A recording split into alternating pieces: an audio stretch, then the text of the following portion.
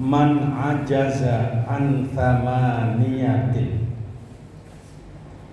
fa'alaihi bi thamaniyatin ukhra liyanala fadlaha. Barang siapa yang tidak sanggup untuk melaksanakan 8 keutamaan dalam hidup ini, maka dia boleh mengambil keutamaan yang lainnya yang nilainya sama dengan keutamaan dalam hidup itu. Pertama, man arada fadla salatil lail, barang siapa yang ingin mendapatkan keutamaan sholat malam. Ada nggak yang nggak sanggup sholat malam? Yang tidak sanggup sholat malam ada nggak?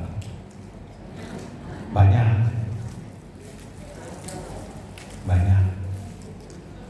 Orang kita juga susah kok sholat malam. Barang siapa yang tidak mampu, ini beda ya dengan orang malas nih. Bedakan dengan malas. Kalau malas lain lagi masalahnya. Ini sih dia ingin aroda disebutkannya. Aroda fadla salatil lail, dia ingin mendapatkan keutamaan sholat malam. Ingin berarti sholat malam. Sore-sore sudah tidur supaya malamnya bangun. Ternyata ngorok sampai pagi juga itu. Gak bangun juga itu. Kan ada orang yang begitu. Ada bangun juga, cuma bangunnya nggak sadar. Bangun nggak sadar. Maka bahkan ditegaskan di sini, wa huwa naim, penegasannya. Sedangkan dia itu orangnya senang tidur, maka jangan khawatir. Fala ya'si bin nahar, maka di siang harinya jangan pernah maksiat. Kalau malam hari kita nggak sanggup sholat, maka siang harinya jangan maksiat. Berat mana kira-kira ya? Berat bangun malam atau berat jaga maksiat? Ini bukan berarti kalau kita sholat malam siangnya boleh maksiat, bukan begitu logika berpikirnya. Kalau kita tidak sanggup sholat malam, sudah diupayakan betul-betul, habis isya tidur, sampai kerjaan pun entah berantakan kemana, suami kok ini istri tidur sudah ini macam-macam, pengen supaya malamnya bangun, ternyata tidak juga, maka gantinya fala ya'si bin nahar, jangan maksiat di siang hari. Apa maksiat itu? Maksiat apa maksiat? Berbuat dosa. Maka di siang hari jangan berbuat dosa. Apa saja dosanya? Ya banyak dosanya. Wong katanya mau datang ke masjid, mau ngaji. Ngaji apa? Ada pengajian. Pak, pengajian apa? Pengajian RW. Tapi di jalanan ngobrolin orang.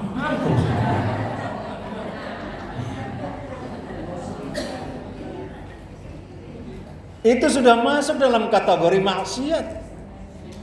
Menjelek-jelekkan orang, ngomongin orang, macam-macam. Apalagi sekarang ngomongin siapa calon wapres tuh? Gibran. Tidak, dari mulai ibu-ibu, bapak-bapak, anak kecil ngomongin Gibran. Banyak sekali kalimat-kalimatnya tuh, Masya Allah. Itu paling ringan. Jangan maksiat. Maksiat yang paling gampang dilaksanakan, ketemu orang ngobrolin. Bahkan ada orang yang baru selesai sholat, Assalamualaikum. Sholat itu apa sholat itu? Mensucikan jiwa dan raga. Saat berwudu kita disucikan perbuatan kita, tangan kita. kemudian membasuh wajah, dibersihkan bagaimana pandangan kita, dibasuh telinga supaya pendengaran kita jangan kotor, dibasuh sebagian kepala kita diusap supaya pikiran kita jangan kotor, kaki kita dibasuh supaya langkah kita bersih, berangkat ke masjid melaksanakan sholat, selesai sholat, Assalamualaikum, Bu, itu yang namanya Bu Fatimah, cewek bukan main. Itu baru selesai sholat, Masya Allah. Tapi bukan ibu-ibu di sana, bukan ibu-ibu di sini, maksudnya bukan ibu-ibu di sana, bukan di sini, bukan di sana. Kalau di sini, insya Allah tidak. Insya Allah tidak berbeda dengan yang saya katakan itu. Ini, insya Allah. Saya kebetulan tadi berdiri di depan pintu rumah. Banyak ibu-ibu lewat depan rumah itu.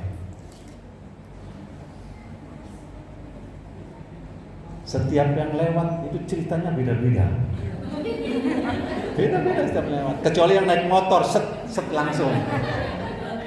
Kecuali yang naik motor. Banyak juga yang naik motor itu. Kalau yang jalan, Masya Allah, saya bilang ibu-ibu mau ke masjid.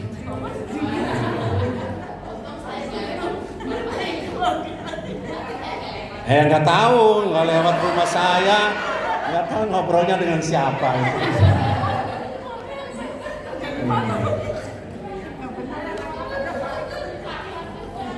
Fala ya'si bin nahar, jangan maksiat di siang hari.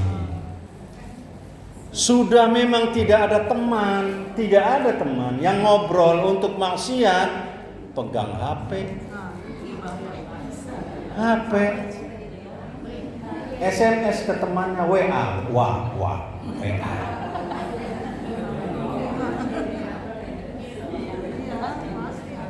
WA pertama itu bagus. Masak apa nih hari ini? Nanya itu ke temannya. Oh, saya masak garang asem loh. Oh, enak sekali. Iya, suami saya kan senangnya. Terus cerita tentang suami akhirnya. Lama-lama yang satunya, kalau suami saya malah menjelek-jelekan suami. Masya Allah. Itu dari mulai garang asem pindah kemana-mana. Alhamdulillah sekali lagi ibu-ibu RW 05 ini tidak ada. Saya yakin tidak ada. Saya lihat wajahnya juga wajah surga semua ya. Kalaupun ada paling 1-2 lah ya. 3-4 lah, 5-6 paling lama. Jadi jangan menyesal kalau memang kita tidak bisa sholat malam. Jangan kemudian menyesali diri kita dalam pengertian menyakiti kita, kemudian merendahkan diri kita, kemudian menghinakan diri kita. Jangan. Kalau tawadhu beda. Tawadhu itu rendah hati. Anda pasok kalau bahasa orang Jawa, rendah hati. Kita tidak ingin sombong, tidak ingin bermacam-macam, tapi rendah hati. Berbeda dengan merendahkan diri dan kemudian menyakiti serta menyalahkan. Berbeda. Jangan. Karena apa? Ada gantinya. Ya Allah, tadi malam saya tidak bisa untuk melaksanakan sholat malam. Maka niat pagi itu saya akan berusaha untuk tidak maksiat. Baru niat berusaha tidak maksiat, datang tukang sayur.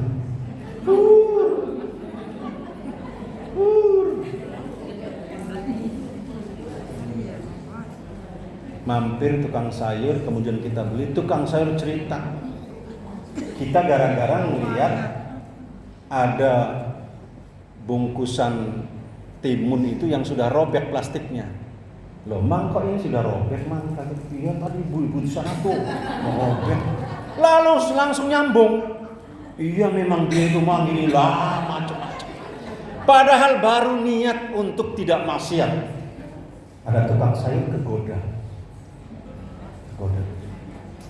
Ini mudah-mudahan bukan istri saya yang demikian ini. Mudah-mudahan. Ini Masya Allah. Maka jika kita tidak sanggup sholat malam, siangnya apa? Jangan maksiat. Fala ya'si bin nahar. Yang kedua, man arada fadla siyami tatawwu', barang siapa yang ingin mendapatkan keutamaan puasa sunnah. Kapan puasa sunnah itu? Senin dan Kamis. Puasa bid, ayyamul bid 13, 14, 15. Puasa Nabi Daud, itu semua dalam kategori puasa sunnah. Puasa sunnah. Nah, ini digambarkan barang siapa yang ingin berpuasa sunnah, wa huwa muftir. Ada penegasannya ini. Wa huwa muftir. Barang siapa yang ingin mendapatkan keutamaan puasa sunnah, wa huwa muftir, tapi dia itu senang makan. Makan terus. Ketemu lagi ngemil, maaf. Ketemu di sini lagi ngemil lagi, ketemu lagi ngemil lagi. Masya Allah. Kemarin makan, sekarang makan juga kan? Besok makan lagi. Apa jalan keluarnya? Jangan khawatir. Falyahfaz lisana, maka pelihara mulutnya. Ini.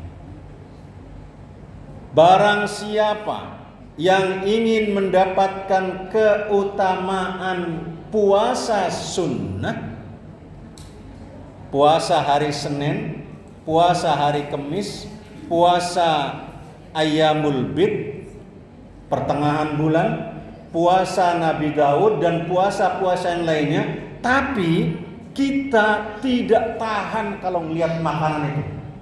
Begitu melihat makanan langsung lapar banget. Kan ada orang yang gak tahan kalau melihat makanan itu.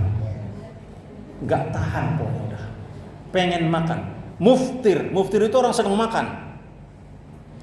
Maka jalan keluarnya falyahfaz lisana, jaga lisannya. Apa maksudnya jaga lisan itu?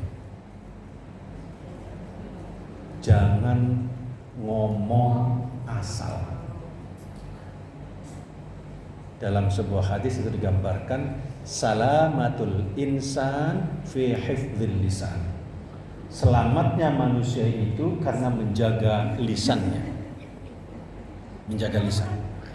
Bahkan ada seorang ulama yang sering berceramah kemana-mana. Berceramah ini kemana-mana. Karangan kitabnya sangat banyak. Bahkan dia terkenal di seluruh dunia. Satu ketika, ini ulama Hasan al-Basri namanya, ketemu dengan anak kecil yang sedang main pelepah korma. Kalau di kita pelepah kelapa.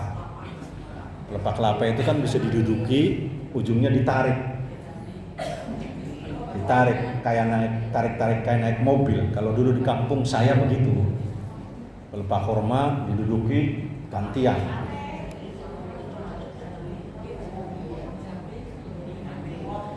Ahmad bin Hanbal ketemu dengan orang ini juga, anak-anak begini.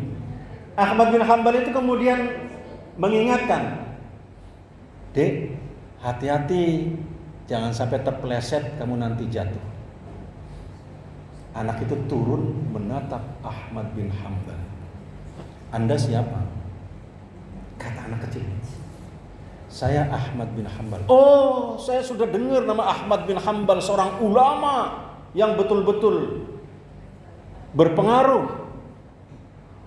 Wahai Ahmad bin Hanbal, boleh jadi engkau mengingatkan saya jangan sampai jatuh dari pelepah kurma ini dan kemudian saya terluka fisik saya. Tapi boleh jadi karena omonganmu engkau bisa terjatuh masuk ke dalam api neraka." Masya Allah, Ahmad bin Hanbal, seorang ulama, mendengarkan kalimat anak kecil itu tersungkur. Dia bertobat kepada Allah. Betul, dengan lisan kita sering terperosok dalam kehidupan. Hanya lisan. Bahkan dalam pergaulan orang banyak tersakiti itu karena lisan. Kalau nyubit, jelas nyubit sudah selesai. Cubit selesai. Kamu nyubit-cubit saya, tapi begitu ngomong gak selesai-selesai, lama. Kenapa? Saya sakit hati deh sama dia. Loh kenapa? Saya nggak apa-apa kok diomongin. Diomongin apa? Hidung saya katanya pesek. Loh, diomongin hidung pesek kok memang pesek gimana? Masya Allah. Itu karena omongan, Maka di sini falyakhfar lisanah, jaga mulutnya. Kira-kira bisa nggak pulang dari pengajian sampai rumah nggak ngomong dengan teman, jalan berdua gitu loh ya? Bisa nggak? Asal ngomongnya tentang sayur asem, sayurnya begini-begini, terus sayur lodeh begini-begini, terus apa lagi? Sayur nangka, karedok, ikan mas, sekitar itu. Tidak bercerita tentang keburukan orang lain. Tidak. Masya Allah.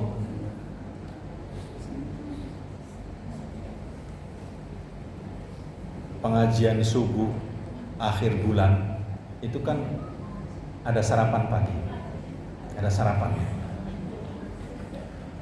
Setiap setiap akhir bulan, Sabtu terakhir subuh itu ada sarapan.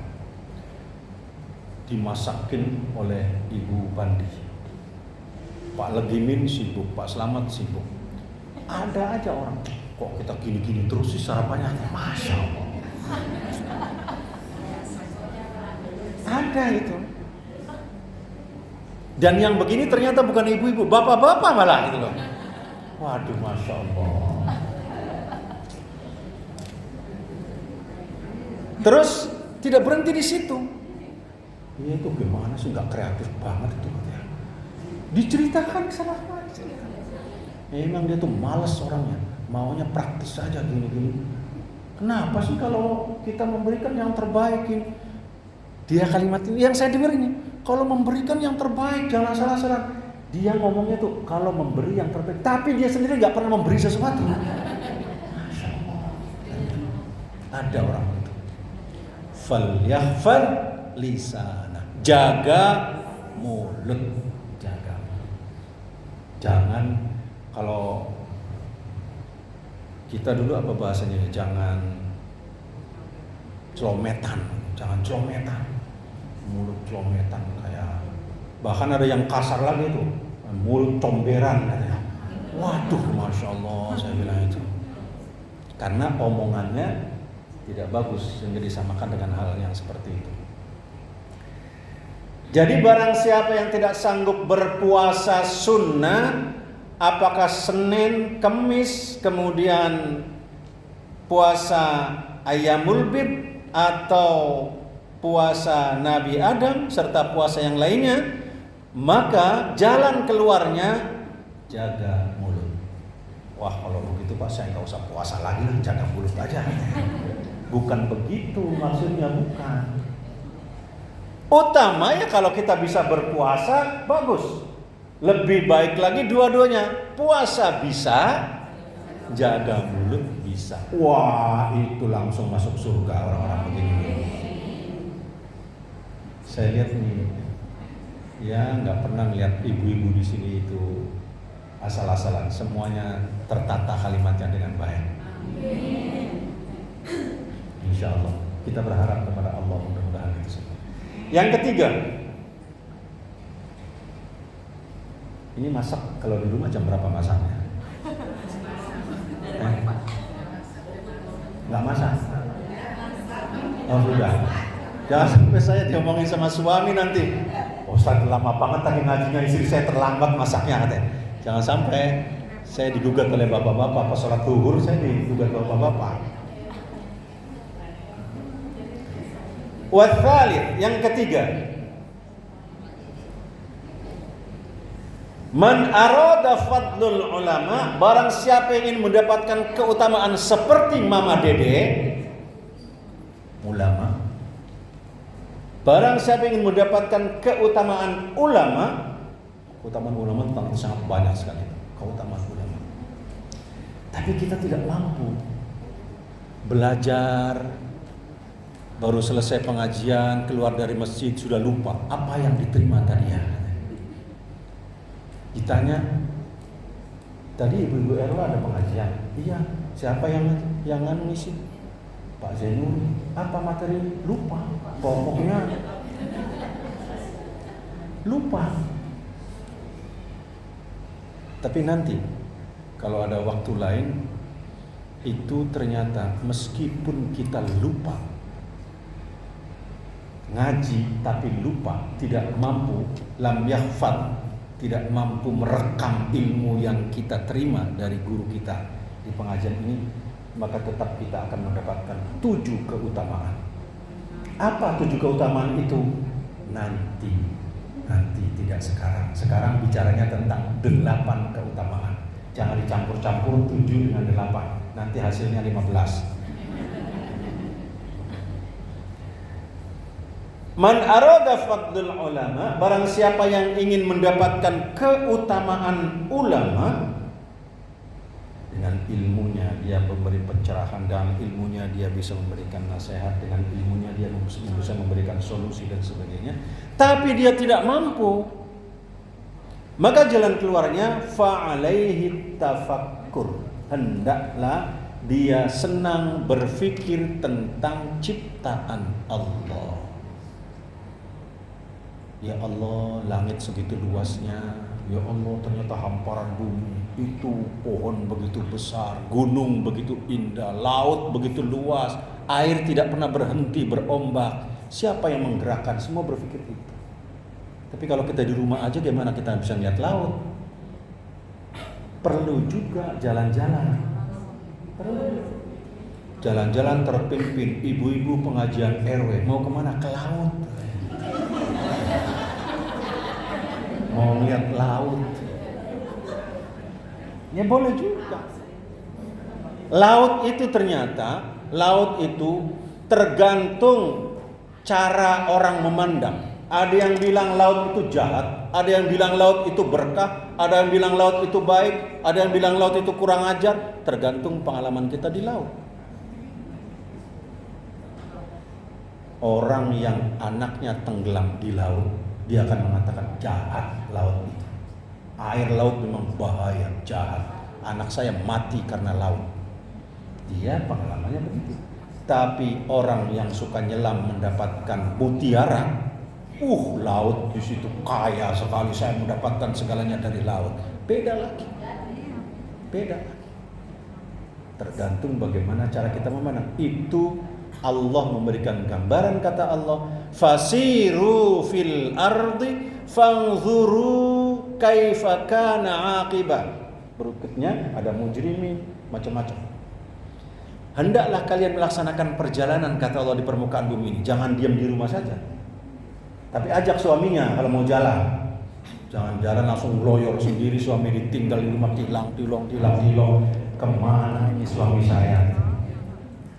Minimal izin lah.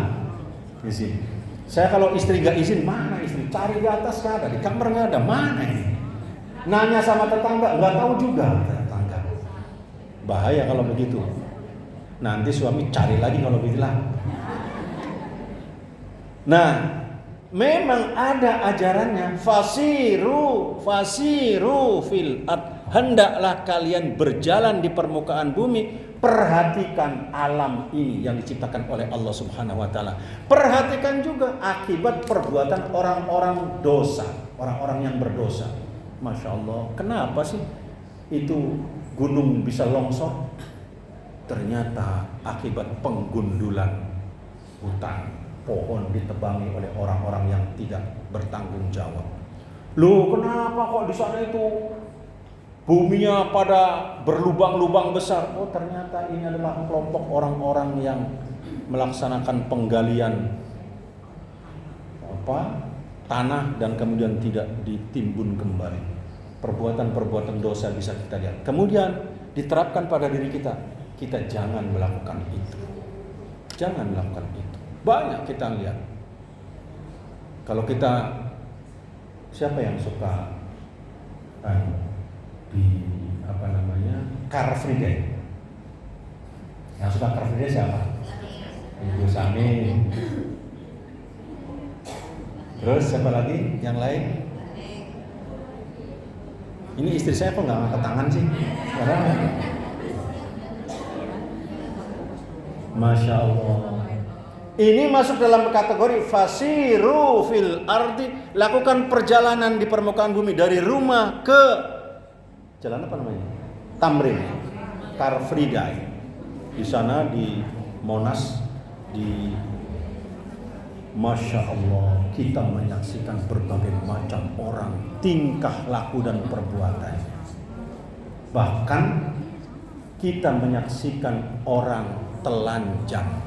Innalillahi wa inna ilaihi raji'un. Subhanallah.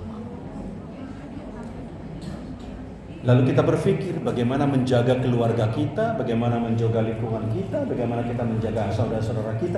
Jangan sampai seperti itu. Ini hikmahnya di sana. Hikmah. Maka barang siapa yang tidak sanggup mendapatkan keutamaan ulama, maka hendaklah berpikir tentang kebesaran Allah. Kalau memang kita tidak pernah jalan keluar, berpikirlah tentang kebesaran Allah yang ada pada diri kita. Kata Allah nih, bagi yang tidak suka berjalan ini, kata Allah, wa fi anfusikum afala tubsirun. Dan pada pribadimu, pada dirimu sendiri itu, apakah kalian tidak perhatikan? Ini mohon maaf, ada alis, ada rambut di atas kepala. Rambut itu disiram dengan air berapa hari sekali? Sehari sekali. Tiap pagi sore, 2 kali lah berarti sehari.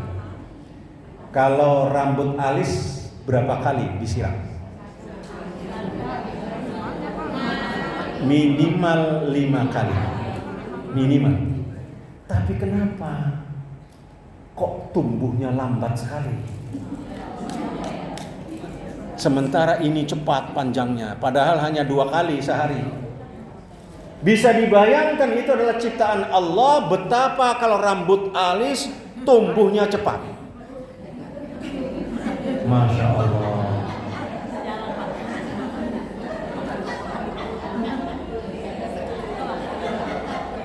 Itu mau manggil suami buka alis dulu, Pak.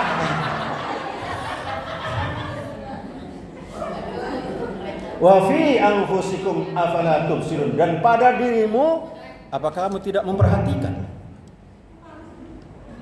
Masya Allah, itu ciptaan Allah. Untung Allah menciptakan alis itu lambat. Apalagi yang dicukur lagi alisnya, nggak bakal hidup akhirnya itu. Dicukur terus dikasih spakbor sepeda misalnya.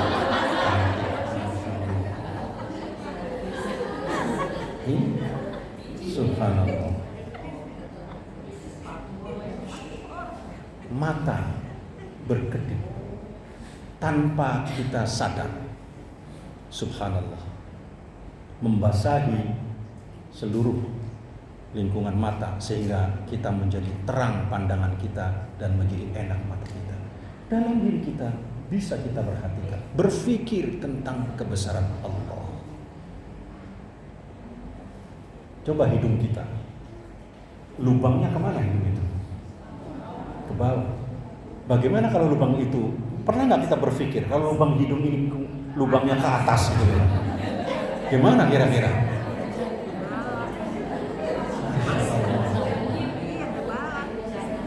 Itu coba kita pikirkan, itu kebesaran Allah Subhanahu wa ta'ala. Wa fi anfusikum afala tubsirun. Pada dirimu, apakah kamu tidak perhatikan? Ini Pak, telinga ini. Bisa dibayangkan coba. Kalau telinga terlalu lembek nih, begitu naik motor biri dia. Atau kalau terlalu keras, tidur susah tidur. Tapi Allah menciptakan telinga begitu indah, lembek. Saat tidur dia melipat sendiri, begitu bangun langsung dia kembali ke posisi semula, tanpa ditarik-tarik, diberesin dulu barangkali kita begini. Enggak, masya Allah.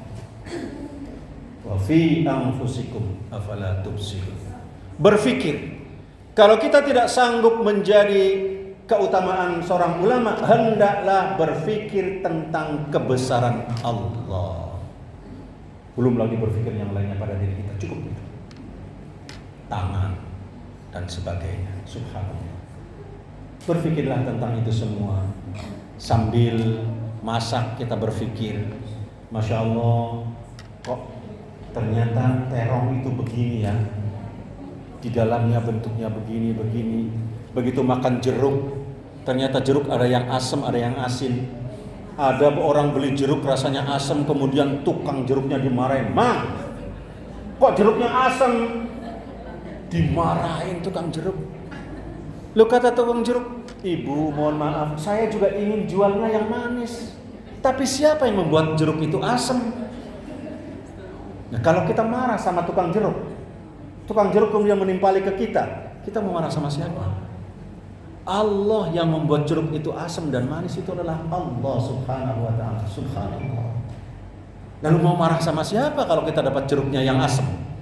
Sudahlah, alhamdulillah kita sudah lama nggak makan jeruk yang asam seperti ini. Ternyata sekarang kita dikasih oleh Allah jeruk yang asam. Nikmat akhirnya itu Pak. Oh, di sana sambil makan asam-asam gitu, udah biarin aja. Saya kalau makan jeruk manis, ditanya sama istri, manis, asam, saya bilang itu. Saya jawabnya asam supaya dia nggak minta karena enak gitu. Asam. Masya Allah, ini berpikir tentang ciptaan Allah. Yang keempat, man arada fadlul mujahidin wal ghazati wa huwa qa'idun fi baitihi. Barang siapa yang ingin mendapatkan keutamaan berjihad di jalan Allah, seperti sekarang ini perempuan-perempuan yang di Palestina, berjihad semua, angkat tangan dan melakukan peperangan, sementara dia senang di rumah saja, deplos di rumah, maka gantinya fal yujahidis syaitan, hendaklah dia berperang melawan syaitan. Karena setan menggoda kita setiap saat. Kata setan, nggak bisa dari atas, dari bawah, nggak bisa dari bawah samping kanan, nggak bisa kanan kiri, nggak bisa dari kiri depan, nggak bisa depan belakang. Setan akan menggoda kita setiap saat. Berjihadlah melawan setan. Yang kelima, man arada fadlus shadaqah, dan barang siapa yang ingin mendapatkan keutamaan shadaqah wa huwa ajiz, sementara dia lemah, nggak punya duit. Kalau pelit beda lagi. Ini sih memang nggak punya duit. Ini konteksnya orang yang tidak punya duit, bukan orang pelit. Kalau orang pelit, udah pelit, namanya pelit ya susah dicarikan jalan keluarnya. Ini sih orang tidak punya duit, ajiz, lemah, dia tidak punya, ekonominya tidak punya. Fal yu'alliman nasa ma sami'a minal ilmi, maka ajarkanlah kepada orang lain tentang sesuatu yang dia dapatkan dari pengajian ini tentang ilmu. Beritahu sama orang lain. Makanya diingat-ingat kalau habis pengajian.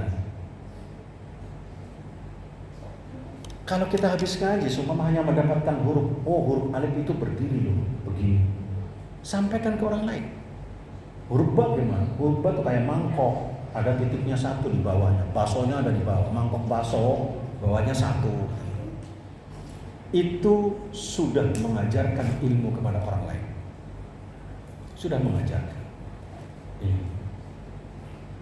Siapa yang tidak mampu sedekah karena lemahnya, tidak punya uang, ajarkan satu ilmu yang dia dapatkan dari gurunya kepada orang lain. Kita sampai rumah, ajarkan. Ketemu dengan orang di jalan, tadi saya ngaji loh. Terus ngajinya apa? Ajarkan satu ilmu kepada orang lain, karena saya nggak sanggup sedekah.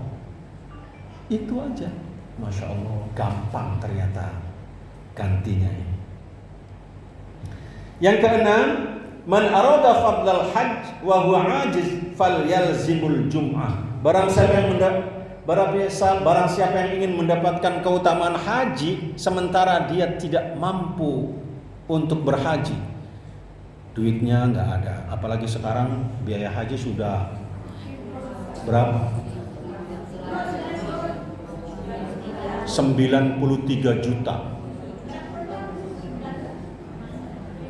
Usulannya 105 juta. Kemarin rencana disepakati 93 juta. Itu pun waktunya entah berapa tahun nunggunya. Ternyata untuk membayar ongkos haji ini kita nggak bisa. Jangankan ongkos berangkat haji, untuk makan sehari-hari aja susah. Maka gantinya falyalzamil jum'ah, hendaklah jangan pernah meninggalkan sholat Jumat. Loh Pak, kami perempuan nggak sholat Jumat memang. Lalu apa gantinya? Digambarkan oleh hadis Rasulullah. Kata Rasulullah ini, zaman Rasulullah itu ada namanya Asma binti Yazid As-Sakani, perempuan. Perempuan ini cerdas, wanian, dengan apa wanian itu ya? Pemberani. Para sahabat kumpul di sini nih, kumpul laki-laki semua sahabat terus. Dia datang duduk di depan laki-laki itu, ikut nongkrong, ikut gabung dengan yang lain. Namanya Asma binti Yazid. Asma ini protes kepada Nabi karena dia melihat laki-laki kok ternyata banyak sekali keunggulan pahalanya, perempuan enggak, kata dia. Ini protesnya Asma.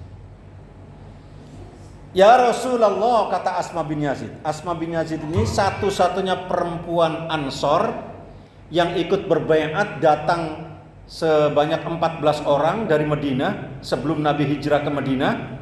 Itu ada 14 orang atau 17 orang berangkat ke Mekah untuk berbaiat kepada Rasulullah, menyatakan dia pengikut Rasulullah dan akan mendakwahkan di Madinah. Di antaranya adalah Asma bin Yazid, perempuan. Asma ini ngomong kepada Rasul, ya Rasulullah, saya ini utusan dari perempuan-perempuan yang ada di sini. Saya yang maju kepada engkau karena perempuan yang lain diam semua, ngomongnya ke saya. Sehingga disebut Asma itu dalam salah satu kisah di perempuan-perempuan di sekitar Rasulullah, itu dia juru bicara perempuan disebutnya. Sebagai juru bicara, selalu menyampaikan kepada Rasulullah. Dia mengatakan begini, Innallaha azza wa jalla ba'athaka ila rijali wan nisa. Allah mengutus engkau itu untuk laki-laki dan perempuan secara keseluruhan. Dan kemudian kami perempuan ini telah beriman kepadamu, beriman kepada Allah Subhanahu wa taala. Saya melihat, kata dia, ternyata laki-laki berbeda dengan perempuan. Kami tidak mampu berbuat apa-apa dibandingkan laki-laki. Laki-laki bisa berperang, pahalanya adalah masuk surga. Laki-laki bisa melakukan sesuatu, perempuan tidak.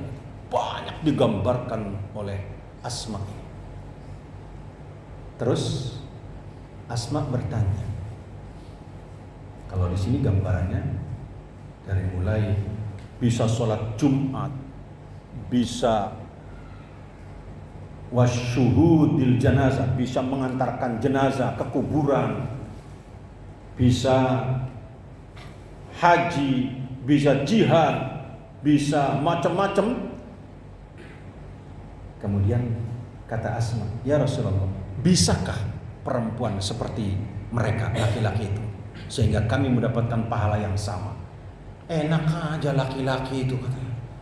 Bahkan ini ada kalimatnya di sini. Ketika mereka berjuang, Saya katanya perempuan disuruh nungguin di rumah, suruh ngurusin anak-anak, suruh nyulamin baju-bajunya. Kita di rumah aja, mereka enak berperang. Bisa nggak ya Rasulullah kita seperti mereka? Terus di sini ada lagi dia mengatakan, bahkan kami ya Rasulullah dijadikan pemuas nafsu mereka. Ketika mereka pulang berperang, kami diserang. Kata Asma. Ya Rasul, bisa nggak kami seperti laki-laki itu? Rasulullah kemudian mandang sahabat laki-laki, dipandang matanya satu-satu oleh Rasulullah. Ngelihat Asma begitu garang yang ngomong itu, perempuan garang sekali di depan laki-laki ngomong. Terus Rasul bertanya setelah dipandang satu-satu.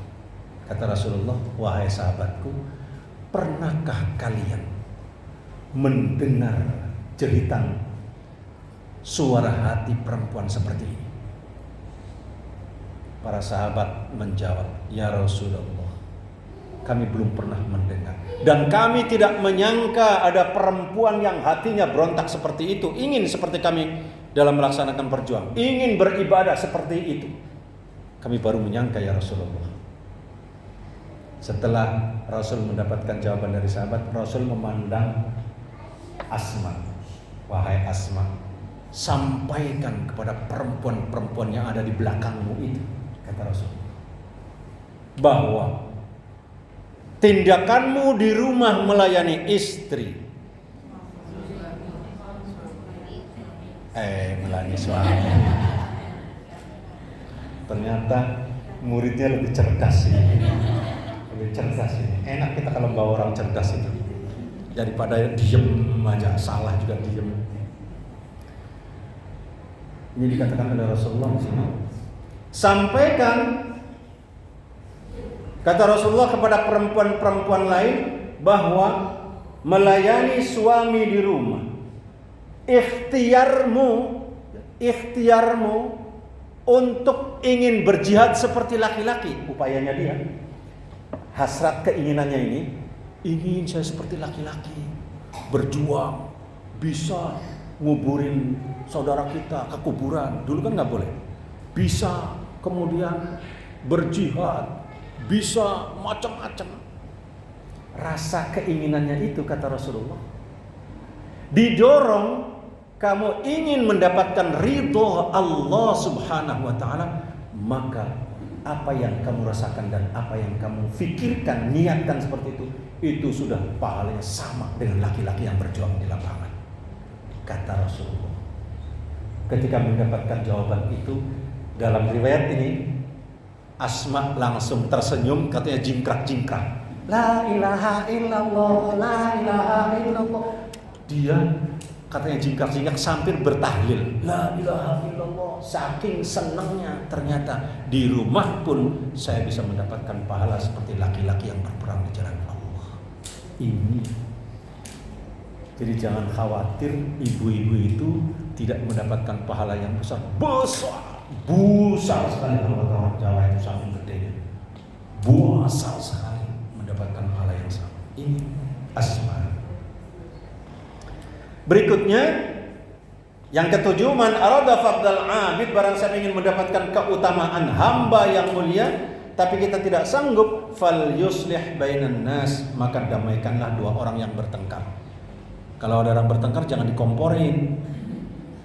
Biasanya iya tuh kalau dia malah dikomporin, masya Allah, kompor meleduk, panas semua akhirnya situasinya kan. Maka damaikan. Kata Rasulullah, untuk mendamaikan orang yang bertengkar boleh berbohong. Boleh. Contoh nih, saya lagi bertengkar dengan Ibu Samin. Dongkol banget saya Ibu Samin. Dongkol banget. Terus ternyata Ibu Marno datang ke saya. Pak, Masya Allah, Ibu Samin itu menyesal sekali. Kemarin ngomong begini kepada Bapak itu menyesal. Padahal gak ketemu apa-apa Ibu Marno dengan Ibu Samin itu. Cuma dia ngomong begitu. Terus dia datang ke Bu Samin. Bu Samin, Masya Allah, Pak Zainur itu gak sengaja. Jadi jangan sakit hati. Kata dia Pak Zainur itu menyesal sekali dengan ucapannya gini. Padahal boro-boro dia ketemu saya. Bohong seperti itu boleh. Dalam rangka apa? Aslih bainan nas, mendamaikan orang yang bertengkar. Jangan kemudian ada orang yang bertengkar malah diparahin. Benar dia tuh memang kurang ajar, udah lawan kita. Wah, ini yang gak beres. Yang gak beres begitu. Damaikan. Fal yuslih bainan nas, kata Rasulullah. Damaikan.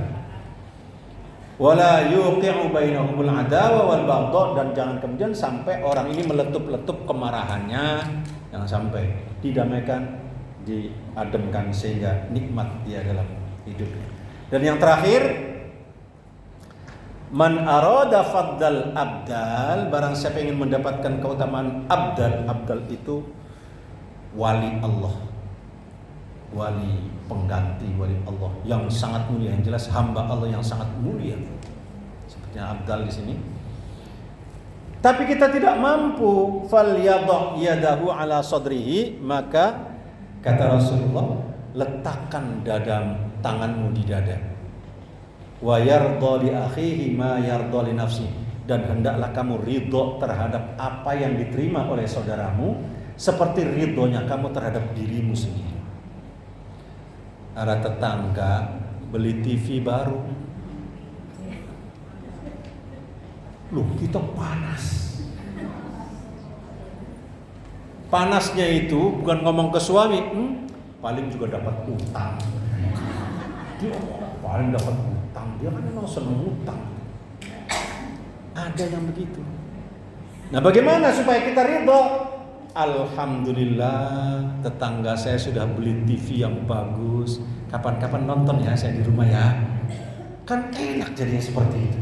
Bukan kemudian malah menjelek-jelekkan. Ini kalau kita ingin menjadi wali abdal tapi tidak sanggup, maka lapang dadalah diri kita, ridho terhadap apa yang diterima oleh orang lain seperti ridhonya kita saat kita menerima sesuatu kebaikan dari Allah Subhanahu wa taala. 8 hal ini mudah-mudahan kita mampu menerapkannya dan kita mendapatkan ridho dari Allah Subhanahu wa taala, dan mudah-mudahan kelak di akhirat kita akan dimasukkan ke dalam surganya Allah Subhanahu wa taala. Terima kasih dan mohon maaf. Wallahul muwaffiq ila aqwamit thoriq. Wassalamualaikum warahmatullahi wabarakatuh.